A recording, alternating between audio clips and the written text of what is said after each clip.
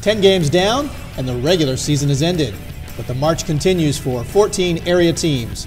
It's playoff football on this week's Varsity 360 right now.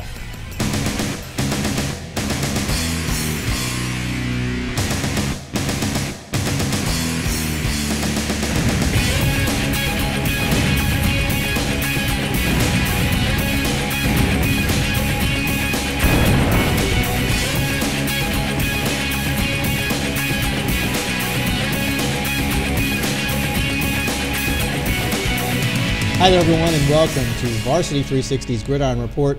My name is Mark Coleman from the Virginia Varsity Sports Network, the mighty V2SN. Very happy that you found us here at FLSvarsity.com, and happy as always to be joined by, well, one of my very favorite members of the FLS Varsity team. He is the Freelance Star's assistant sports editor.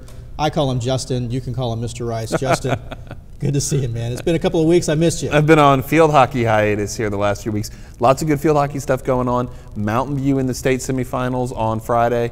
Eastern View in the state semis on Friday. State finals are on Saturday. Mountain View's got a really good chance to repeat as the 5A state champion. I think they face Princess Anne in the final on Saturday. Eastern View's got a tougher road. They got Tab, who's a very well-regarded team, always very good. They've got them on Friday. That's awesome. Snuck in some Eastern View or some there you go. Field hockey some in on you. Field hockey, yeah. And there are other sports going on besides football. We focus on football certainly, but volleyball, cross country. I know they've been having some. The state cross country meets also this weekend. Yeah. So exciting time around the area. The postseason time is always fun, and we finally have reached the postseason in high school football. But we have to get through week 11 in the regular season. The regular season has ended. All the teams, with the exception of one from the area, was in action. Let's jump right into the FLS Power Poll Top 5, starting with number 1, Massaponax. They took on Brook Point, and this game, I think, was much closer, Justin, than anyone in the area expected. Brook Point coming back from that from the forfeiture, all of the scandal and the drama going on with that story there. They really showed up strong. 18-0 at halftime lead for Brook Point, and I promise you that was the shocker that people were talking about going, is Brook Point leading Massaponax? Did we get that incorrect? Yeah, no, Brook Point with a great first half, but I think it turned out sort of like we thought it would. Massaponax rights the ship, comes and controls it in the second half and squeaks out a 29-25 win. Joey Benden with another great game, 16 carries, 122 yards, and Bo Field, 16 carries, 98 yards. You know, Ponax just can't have those turnovers, but you're going to have games like that. They were coming off a bye week. We forgive them one, right? Sure, and you don't have to win pretty. I mean, there are no star points, not really. So they finished the season 10-0, their second consecutive 10-0 regular season. That's a pretty impressive feat right there. They won some games ugly last year, if you recall, as well. They had some rough first halves and put it together in the second half here. I guess the question is you know, have they been exposed? This team doesn't have the kind of depth that they'd like to have, I'm sure. But you keep winning, and you like their chances. I think Massaponax has demonstrated the ability to beat good teams this year. I think a win over Colonial Ford shows that. You know, but they're going to get to the playoffs, and you're going to face other good teams, and let's see what happens. How about this Brook Point team, though, to come back from that kind of adversity and put together that sort of a performance? That speaks volumes for the Blackhawks. Yeah, it's a good bounce back for them, and you know, they're gonna be in the postseason. They're going to get at least one more game, and you know, I think they certainly had signs of playing better towards the end of the year. Let's see how the off-the-field stuff turns out. Yeah. We'll preview all of the postseason games in just a bit. For the moment, we'll let you know Massaponax has finished second in the 5A North. Brook Point has finished 15th in the 5A North. And if you're savvy to how things match up, we're going to see a rematch of this game. Yeah, these guys. I hope they had a friendly stay. They're going to do it again. Yes. Meanwhile, number 2 Colonial Forge took on Riverbend. This is a game between two 6A South teams that know each other quite well. It's turned into a pretty good rivalry there, at least from everyone's understanding. However, Colonial Forge has never lost to Riverbend. Never lost, not once. I believe now they are actually 9-0, I believe, after the final results of this game. Colonial Forge coming away with a 27-13 victory over Riverbend. This game was a little bit closer than that score might indicate. There was some fourth quarter, two scores in the fourth quarter. It was 14-13 at the beginning of the fourth quarter. Yeah, and how about Gary Jennings in this one? That kid is such an athlete. 20 carries for 107 yards, a rushing touchdown, 92 yards passing, threw for threw for a touchdown, returned a fumble for a touchdown. You know, Jennings is the kind of athlete that really makes Colonial Forge go. And it's not that they have an overwhelming offense stream like that. They've got a bunch of great athletes that makes the defense very strong, and that gives them weapons on offense. I think Colonial Forge looking good going to the playoffs, and Riverbend looking good going to the playoffs. We'll talk about that one. I like Riverbend. Yeah. So both teams actually, as Justin just mentioned, make the playoffs. Colonial Forge is going to be number 3, and Riverbend will be number 7 in the 6A South northern region. Half, northern half, I guess we'll call it. Sure. It's the conference 3 and 4 out of the 6A South groupings. 8 of those teams make it. Riverbend comes in at number 7, and Forge securely in at number 3. So congratulations to both teams on their postseason appearances. Well, that'll bring us to what was probably the game of the week from the area. Number 3, Cortland, making the short trip down the road to take on number 4, James Monroe. A battle of two teams that certainly know each other quite well. A wonderful matchup here. Cortland coming away with a hard-fought 35-28 victory. Justin, I know you were at this game. This was really exciting to watch. Yeah, this was the most entertaining game I think I saw all year. In terms of it's two very, very good teams. They're moving the ball up and down the field on each other. You saw big passes, long runs. You saw a kick return for a touchdown. Just exciting game up and down the field. And both teams look very sharp. You know, Cortland wins, you know, by a touchdown. I think that's probably the margin I would have given them before the game started. JM was definitely in the game. They had a stop in the fourth quarter in possession to try to tie it back up. Neither team could take anything bad away from it, and played well, and both are going to go roll into the playoffs looking very sharp. One thing I do want to say, I've watched these two teams play a lot of times over the years, and they're very heated and they want to win the game. I've never seen a game where the two very good teams, spent more time picking after the play, after the whistle. You pick your opponent up, slap them on the butt, say good game or good play, and you go back to your huddle. I didn't see there was a mouthing. It was just a good sportsmanship, and I think a good feel of competition and playing hard. But when the whistle stops, you pick the guy up and you move on. It was really nice to see a really good game. That's awesome. That earns a lot of respect from me. I love to pull for teams and for kids that are like that. They get it. They understand what sportsmanship and competition is about. You want to try to I mean, it's football. It's a contact sport. You want to try to do everything you can to absolutely knock your opponent on the ground. But when the whistle blows, that's the end of it. Some great offensive performances in this game, as Justin mentioned. Both teams really, their offenses are clicking, quite honestly. I mean, they're ready for the postseason.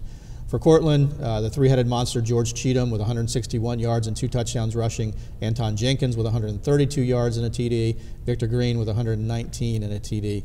It's almost unstoppable here. And then when you have all 3 of them like that, it's come on. Yeah, they've got the jet sweep working right now. Then they have the power and the trap to Jenkins, and of course they can always go back to buck sweep like you do in the wing tee or the wing tee. Excuse me. Yeah, and all 3 are going good right now. Obviously they're getting blocking out of the line. Yeah. Offense looks very sharp for Cortland. Yeah. JM's offense looks quite impressive as well. Jay Scroggins completed 16 of 19 pass attempts. He did have 2 interceptions. Only 1 incomplete pass that he threw on the night. Threw the ball 19 times. It only hit the ground once. I'll tell you what I like seeing most about Scroggins, especially when you watch him and Johnson. They're running this little 6-yard comeback route. The ball is out before Johnson makes his break, so he looks like, to the defensive back lined up against him, he looks like he's running a deep route. The ball has been thrown before he stops and turns around to catch it. It's right on him. Yeah. I think Scroggins and Johnson, they have a great connection together right now. They're really synced up. Kendrick Wilkins on the other side caught a touchdown pass on Friday night against Cortland. I think he's a dangerous weapon. This is a good JM team. The offense looks good. Vincent Ura, I think, is sort of an underrated kid that's emerged as a running back and given them a pretty good threat in the running game. I think both these teams are looking very sharp going to the playoffs. Yeah, no doubt. So Cortland finishes the regular season at 9-1. They will be seeded 5th in the 4A North. Meanwhile, James Monroe finishes their regular season at 8-2. They will be number 3 in the 3A East. Number 5, Eastern View, had a bit of a challenge on their hands as well, taking on Kettle Run. The final score in this one, Eastern View 47, Kettle Run 26. This game was actually a little bit closer than the score would indicate, though. Well, I think Kettle Run's a pretty well-regarded 3A team, and I think it's a team that can make noise in the playoffs, and you'll certainly hear from them. You know, they're not done. And Eastern View, you know, impressive performance. You're doing enough. 266 yards for QB on 16 carries, 3 touchdowns. What a monster year that kid's having. Just a great season. He also had Oh, go ahead. He also had a touchdown receiving. It had one pass reception that went for a touchdown, and he had an interception as a defensive back. It's been quite a season for Mr. QB. Yeah, and he's going to be a kid that is in the mix for all-state honors, things like that. He's meant so much to Easterview. He's the first runner in school history to go over 2,000 yards.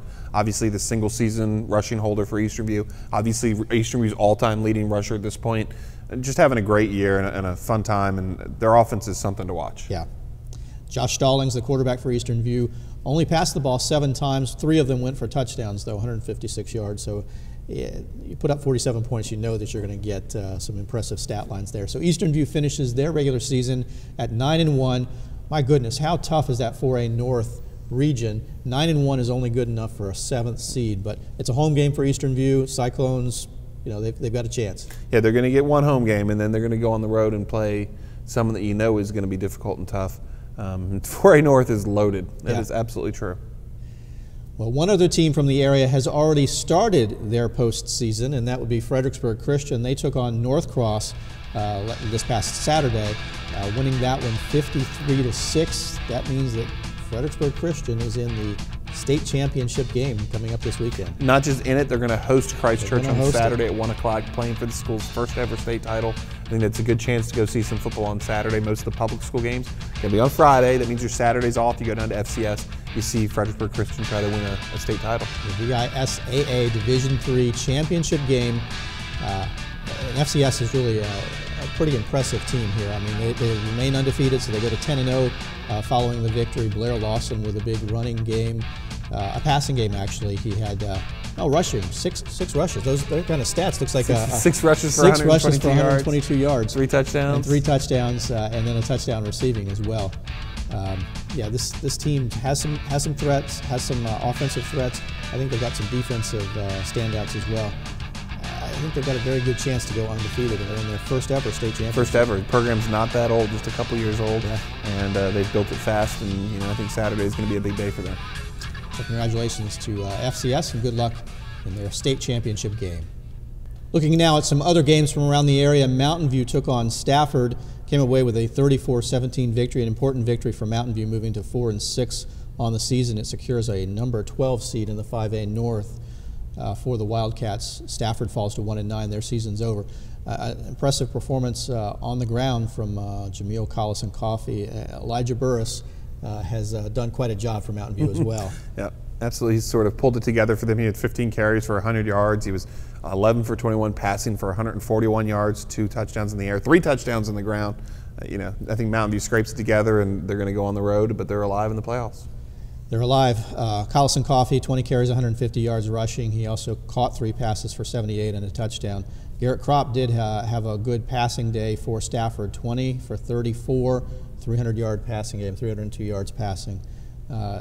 Stafford, not a very, record-wise, it has not been an impressive season for them, but it looks like they're trying to put together some pieces. It'll be interesting to see how things play out next season. They're going to be falling down or dropping down to the 5A. So might be a little bit more competitive for them. Interesting to see what the Indians do. Still going to play generally the same schedule in the new conference, but hopefully you're going to get some weapons back, some kids that have a little more experience, and you see what you can win some games. Chancellor took on King George in a game that had some playoff implications for the Foxes. Chancellor comes away, plays the spoiler with a 48-42 victory. This was another obviously high-scoring back-and-forth game. With some great stat lines there. Yeah, exciting game up and down the field. And, like you said, Chancellor knocks out King George. I think King George finishes just a few tenths of a point out of a playoff berth. They just miss it, and really they needed maybe a little more help elsewhere, or they needed to win. If they had won this game, they certainly would have been in. Right.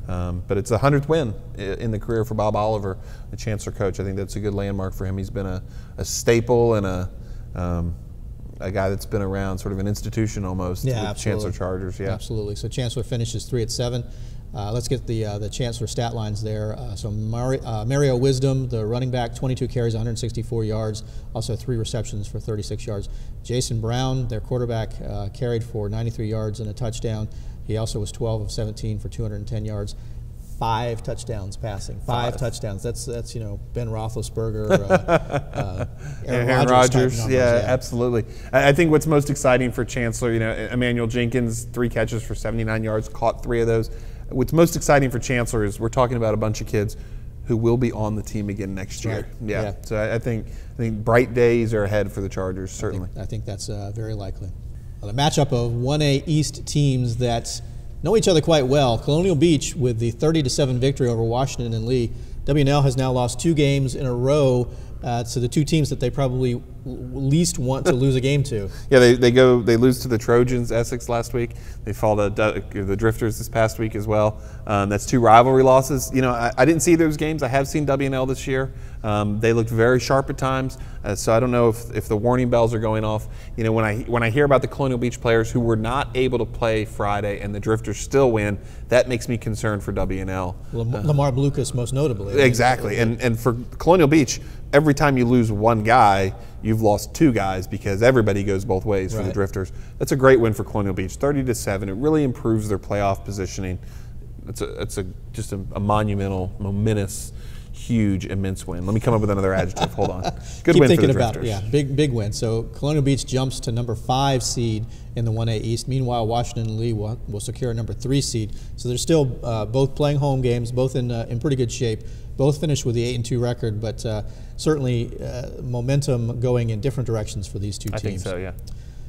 Well, a team that was fighting for potentially a home playoff game, Louisa, took on Monticello, and Monticello won this one 58-28. Louisa does finish 7-3, but that loss means that they actually are going to be seated 9th in the 4A North, which means that they're going to be going on the road. Yeah, that was the difference between a road game and a home game for them. Either they were going to be 8th and be at home, they were going to be 9th and be on the road. You know, I think Louisa, it's funny, we're talking about these teams back-to-back. I look at Louisa, I look at W&L, same thing. Are there bells and whistles? Is there smoke? Is there fire? Do they have reason to be concerned?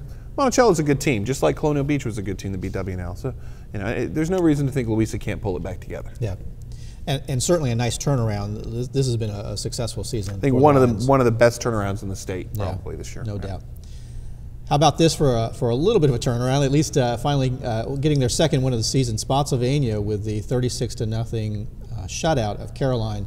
A couple of teams that also know each other. You know, final week of the season, you get these rivalry games going on. You got to believe that the Knights were happy to be able to get this shutout. Caroline, meanwhile, probably not so happy. I think what we can do here today is we can all get together and agree. Patience in Caroline. You need a coach. You got to stick with it. You got to build a program, and you've got athletes. You've got to work to rebuild. That's going to take time. It's going to take freshmen and sophomores getting in the weight room, getting bigger and stronger. Patience in Caroline. I know they're 0-10. They've got talent. They'll be back. 14 teams still alive from the area in the postseason. We mentioned Fredericksburg Christian already. That means that we have 13 teams to preview postseason games coming up this weekend. We'll look at them by region, and we'll start right out in the 6A South North Region Conferences 3 and 4. Top 8 teams from those groupings making the postseason. Colonial Forge at number 3, finishing up with a 7-3 record. They host a playoff game against Patrick Henry of Roanoke, who was 6-4 on the season. These are 2 teams that saw each other this year. Yeah, and I can summarize that game. 419 rushing yards for Colonial Forge, 35-6. Patrick Henry's lost 2 of their last 3 games. You were thinking about picking Patrick Henry? Not so fast, my friend. I like Colonial Forge here to roll on. Colonial Forge in this one. Forge was up 21-0 at the end of the first quarter in this game, so it certainly does not look like it's going to be much of a challenge for Forge, but it's the postseason. It's the postseason, and you never know, but by all indications, Colonial Forge got a favorable matchup here in the first round. Absolutely. Forge with their 6th consecutive postseason appearance starting back in 2009. Last year, they made it all the way to the state semifinals, losing to Oscar Smith in that game. I'm certain that Forge is looking to improve on that. There's only one game that you can do better than that. Absolutely. So, meanwhile, Riverbend makes their 2nd ever school postseason appearance. School's only been around for 11 years, so it's not really all that impressive. But it's kind of fun to be able to say things like that. Riverbend finishes the season 6-4. They're going to be taking on Thomas Dale down south of Richmond. Thomas Dale 8-2. They're on an 8-game winning streak. Thomas Dale is 8-2. I agree with you. Thomas Dale against teams with a better than 500 record, 1-2. Only played 3 of them, lost to 2 of them. You know, I don't think for Riverbend you could look at Thomas Dale and say this is an overwhelmingly great 8-2 team. certainly Thomasdale is probably pretty good and well regarded, but you're talking about Thomasdale team that also lost to Cosby to start the season. You lose to LC Bird, no one's going to laugh at you about that. But I think this is a winnable game for Riverbend. I think Riverbend has a lot of reason to be optimistic. They still need to go down there and play well, obviously, if they're going to win. Riverbend certainly has changed the shape of their season after their bye week. They played a close game to Massaponax. They played a close game against Colonial Forge. The final score not quite as close as the game might indicate. I think that's gotten some confidence for them. It'll be the first matchup between these two schools ever. I think Riverbend certainly has the chance here. A puncher's chance, absolutely. You say a chip in a chair. Is that what? Chip in a chair. That's right. Yeah, so, absolutely. They make the postseason. So congratulations to the Bears. Well, a number of teams from the 5A North making their representation, and it starts with Massaponax. They go 10-0 again in the regular season, their second consecutive undefeated regular season. They'll be seated second in the 5A North, and they will take on a very familiar opponent. In fact, it was their foe from Week 11, just last week. Brook Point makes it in at number 15. The Blackhawks finished 3-7 on the year. A matchup of game, last week's game was pretty close. These rematches can be kind of dangerous. I think there's two schools of thought there. Number one, you look at Brook Point and you say, okay, they have film of themselves against Massaponax, and when you defend the option, obviously it's an assignment-oriented thing, and you can work to correct what you didn't carry out very well last week. On the other hand, I think there's a good chance Massaponax played about as badly as they could last week with all the first half turnovers to fall in that hole. I think the odds of the Panthers playing that badly again, I think pretty slim. So, which one of those cliches or thoughts wins out? I don't know. We'll see on Friday. I think you certainly like Massaponax in this game. And they've been in this situation before where they've had to play a Commonwealth District team in the first round of the playoffs. I know they've seen Mountain View in the playoffs right after playing Mountain View at the end of a regular season. It's going to be an interesting game, I think, especially with the first half. But maybe it means Massaponax takes Brook Point very seriously, and that's bad news for the Blackhawks. I had a chance to chat with Coach Eric Ludden quickly over this past week for Massaponax. Asked him how he felt about facing Brook Point again. He said it's a new game. Game one, that's just the previous game is in the past. They're starting over, so you got to believe. And I imagine that he's going to get that team in the right mindset. Yeah. Massaponax certainly looks strong. You kind of like the Panthers in this matchup. We'll see how it goes. Yeah. Number 11 seed in the 5A North is North Stafford. They finished the season at 500 with a 5-5 record. They will be going on the road to take on Falls Church. This is a team you and I know well. Mark and I watched Falls Church and Massaponax play in the playoffs last year. This is a team, Falls Church, that knows the local teams. Their coach, Said Aziz, he was an assistant coach for a long time at Stafford High School, and they definitely had weapons last year. I know that was my impression from that game with Massaponax was, gosh, this Falls Church team is deadly. Now, they did give up 498 rushing yards to Massaponax and lost 55-21. I think this Falls Church team is better than last year's Falls Church team. This is a tough test for North Stafford. Yeah. Meanwhile, North Stafford, their fourth consecutive postseason appearance, and oh, by the way, they've made 3 consecutive appearances in the state championship. State semifinal game, losing in the semifinal round the last 3 years. Heartbreakers each time. Heartbreakers each time. 3 losses by a combined margin of 5 points. Yeah.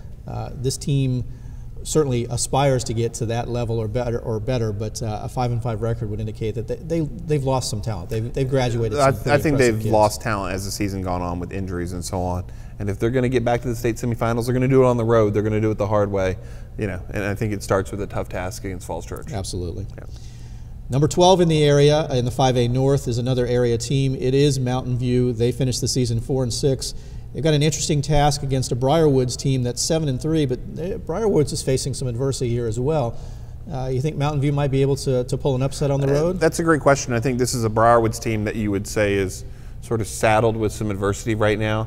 There's some off the field issues that are sort of similar to what happened at Brook Point that they're dealing with, maybe even more serious. Right. They've lost 2 games. They lose to top-seeded Tuscarora last week in a complete whitewashing. I'm not surprised Tuscarora won. I'm surprised how lopsided the final score was. And of course, the week before that, Briarwoods Falls to Potomac Falls. I think that's a complete shocker. It changed the playoff race a little bit and changed how the seedings fell down for a lot of teams. You look at this and say, maybe this is a time where Mountain View is going to catch a team sort of on the decline. It's funny, Briarwoods and Falls Church, it finished the PowerPoints tied. Right. And Briarwoods won the tiebreaker to finish ahead. They get Mountain View, Falls Church gets North Stafford. I think I'd rather have Briarwoods right now than Falls Church. I think I tend to agree with you. As strange as that sounds. Yeah. But, fifth consecutive postseason appearance from Mountain View. There's some teams from the area that have really made a tradition out of playing playoff games. So congratulations to the Wildcats on that, and good luck in the playoffs. Moving now to the 4A North, and my goodness, this is a tough bracket. Cortland at 9-1 is going to be seated 5th in the area. That's almost unfathomable. You've got 2 undefeated teams that are in the top spots. 3 other teams, including Cortland, that finished the season 9-1. Cortland will be taking on Dominion. It'll be a home game for Cortland. Dominion 5-5 on the year. It's hard to see Cortland with their 3-headed rushing attack and that offensive scheme. You gotta like the Cougars. You definitely like the Cougars with the way they're playing. They looked so sharp last week, and I think with the home game in this one, I think you definitely like them. It gets tougher from here. You know, if the seedings hold, next week we're talking about GW Danville, the long road trip to Danville, of course, and a tough George Washington team. But it starts with this week, and you're going to play Dominion, and that's a game you really like Cortland in for sure. Yeah. Cortland making their 5th consecutive postseason appearance. They last year made it to the 3rd round before falling out to Sharando, so they certainly have some experience. In a game I know they think they should have won last year against Sharando. Yeah.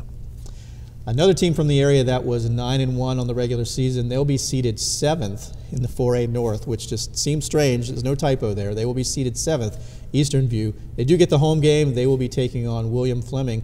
Fleming, my goodness, Fleming is seated 10th at 8-2. Yeah, this is a strong bracket. And this is one of I think the toughest draws in the whole bracket is Eastern View getting Fleming. That's their reward for going 9-1. Yeah. You know, Fleming's a team with a 1,200-yard rusher in J.J. Hill. They've got a receiver with a UVA offer with almost 800 yards receiving. They got a good quarterback with good numbers. This is a team with offensive weapons. Eastern View, of course, we know Kendrick Cubey, Settle at receiver, Stallings at quarterback. This is going to be a high-scoring game. I'll take the over/under in the 90s. In the 90s, wow. My goodness, okay. We'll settle up that off camera here, but yeah, we expect that this is going to be an offensive shootout here between Fleming and Eastern View. You know, one thing important to note out, I think if you look at the 4A North teams, if you're going to peg one as maybe untested, especially among the top 8, the team that most people wonder about is Jefferson Forest. It's interesting because the winner of this game, Eastern View William Fleming, goes to Jefferson Forest. You know, you don't want to go to Salem, I don't think. Eastern View knows what they've got against Liberty. GW, that's a tough trip all the way down to Danville. Yeah. I think the Jefferson Forest matchup is not terrible, you know, and you see what Jefferson Forest has got. A team that I think a lot of people mark as undefeated, but what are they? Let's find out. Yeah, right. And finally, from the area, Louisa, seeded number 9 in the 4A North with a 7-3 record. They'll be taking on Woodgrove. This should be a pretty competitive matchup. Very competitive. Woodgrove is a 4A team that only lost to the very good 5A teams in Loudoun County. Broad Run, Briarwoods, Tuscarora. This is a good matchup. This is going to be a tough game for Louisa, I think, to have to go on the road. And again, it came down to the Monticello game. If Louisa wins that game, they're playing this same game. They're playing it at Louisa instead of going to Woodgrove. Going to be a tough task. This is a good one. This will be a very competitive game. First playoff appearance since 2011 for the Lions. So you got to believe that they're going to be excited to be back into the postseason. Yeah.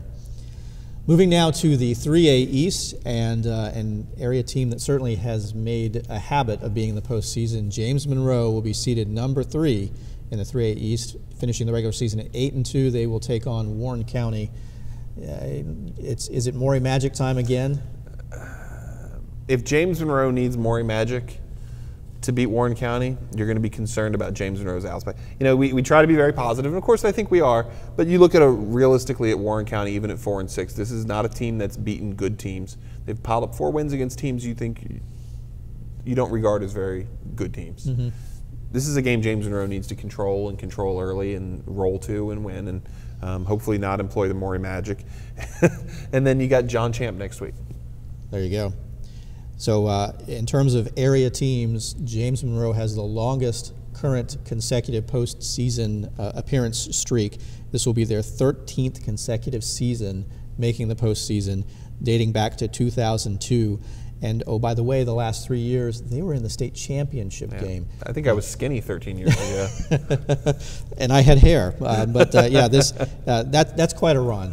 Coach Serbe, got into the Hall of Fame this past year, certainly deservingly so. This is just an incredible program, 13 consecutive seasons making the postseason. And, oh, by the way, the year that 2001, I guess, the year that would have ended it, it didn't start it. They finished 6-4. So. A number 3 seed in many conferences. That's right. That's right. Yeah.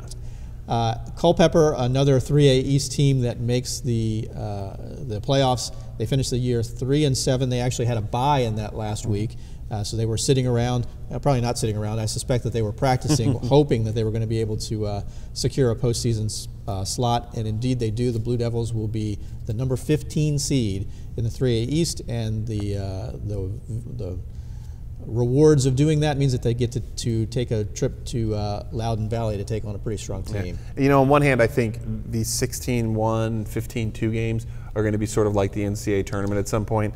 Like, it's going to be a long time before we see the 16 with the win over the 1. Not so fast, my friend. I see Culpeper when I see them. This is a team that can move the ball and score points. Frequently when you see a team that's 3-7, 2-8, 1-9, they're just not very good on offense. They can't get anything done. That's not true with Culpeper. Culpeper has got a quarterback in Robeson. They've got several receivers, Malik Roy. These kids, they could throw the ball out wide and make plays and score points. As a high seed, I don't want to play a team like Culpeper. I want to play a team that I know is bad on offense, and no matter how badly I stumble, they're not going to score. Culpeper is not that team. As Loudoun Valley's not on their game, Culpeper could make things interesting. You like Loudoun Valley, don't sleep on the Blue Devils yet. Justin Rice channeling his inner Lee Corso here. We're going to be able to get some headgear for you. Not so fast, week. My friend. Well, how about this? Culpeper making their first postseason appearance since 2002. 12 years between playoff appearances. I think the actual implication in there is first Culpeper postseason appearance since Easterview opened as a high school. Yeah. Finally, we'll move to the 1A East. 2 teams from the area also alive there, and pretty high seeds. Washington and Lee secures the number 3 seed. We talked about this earlier. 2-game losing streak for WNL. They finished the season, but you almost feel like they've limped across the finish line with an 8-2 record. They'll take on Charles City in the first round. It'll be a home game for WNL. I think this is a great get-well week for WNL.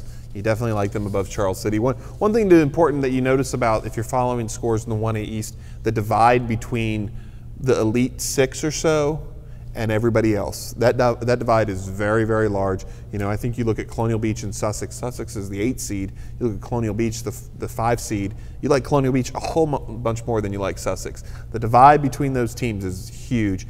WNL, great get better game against Charles City this week, and then you come back and you probably got undefeated Perry McClure in the next round. Yeah, they're going to have some. They made the playoffs last year, losing in the second round. This is their 4th consecutive postseason appearance. Meanwhile, Colonial Beach, thanks in large part to the big victory last week over WNL, they finished their regular season at 8-2, a big momentum swing. We don't know, do we have a report on Lamar Lucas? Is he going to be available? I have not gotten a report yet on that, but I think almost regardless, Colonial Beach against Lancaster, they were 35 points better than them 2 weeks ago. I have no reason to believe they won't be about 35 points better again than this week. I like Colonial Beach against Lancaster. I like all these teams to move on. The 1A East to me starts to get really interesting next week. I think when you start to see some of those matchups, Essex gets a tougher game. Colonial Beach goes to Surrey and plays next week. Things like that. Going to be a good round next round. Okay. 5th consecutive postseason appearance for the Drifters. So, of course, a lot of teams we've mentioned in the 1A. Not a whole lot of teams to pick from. So there's a large percentage of them make the playoffs. That is true. Colonial Beach, one of the smallest schools in the entire state. Absolutely. Never counting, and they get bonus points in my book. They got about 18 varsity players on the roster who go both ways. Yeah. Nothing but heads up for Colonial Beach. Absolutely. Well, congratulations to the teams from the area. As we mentioned, 13 of the public school teams have made the postseason. Fredericksburg Christian with that state championship game this coming week. It's going to be an exciting time around the area. Justin's saying that I think more than half the teams are going to win their first round game. Oh, I was just doing that math in my head. Okay, and what'd you come up with? Do you got a number? I think that you picked 9. think I picked 9. Now, don't confuse picking with picking against or not picking against. I'm going to go 1, 2, 3, 4, 5. I'm going to go 7. 7 local teams are going to win this Friday. 7 local teams. Which 7 I'm not going to tell you, but I think 7. 7 out of 13. 7, yeah. Well, that's still more than half. That is more than half. We know our math here on Varsity 360. Well, State Field Hockey Finals this weekend. I'll see you there. All right. You can bring him donuts or something. What would you like? Any requests for the fans? Just come on down and have a good time. Watch the game. I think you'll get to see Mountain View play for a state title, second straight one. Do you sign pictures and things? I do sign pictures and things. Yes, happily, right? Happily, absolutely. Take some selfies, whatever it is. All right. Well, some exciting times around the area, not just in football, sports all over. Hope that you're able to go out and catch a very exciting high school sporting event. I hope that as part of that, you are able to catch one of your favorite area teams in a high school football playoff game this Friday night, and I hope that you check back with us next week as we recap Week 1 in the postseason around the area in Fredericksburg area high school football right here at Varsity 360 at FLS Varsity. Always a pleasure having Justin Rice joining me. It's a lot of fun. Not sure what else we can say, but if you guys could only see what we do behind the scenes here, you'd be shocked and amazed, I'm sure. We'll have to get our engineer to put together some blooper reels. It seems like a terrible idea. Yeah, as I was saying it, I realized that was probably not a good idea, but we have a lot of fun here. I always enjoy having Justin with us, and appreciate the time, buddy. Thanks, man. And I appreciate that you were able to stick with us and enjoy watching and being with you. Hope you catch us next week right here on Varsity 360 for the Virginia Varsity Sports Network. My name is Mark Coleman. Thanks for watching, everyone.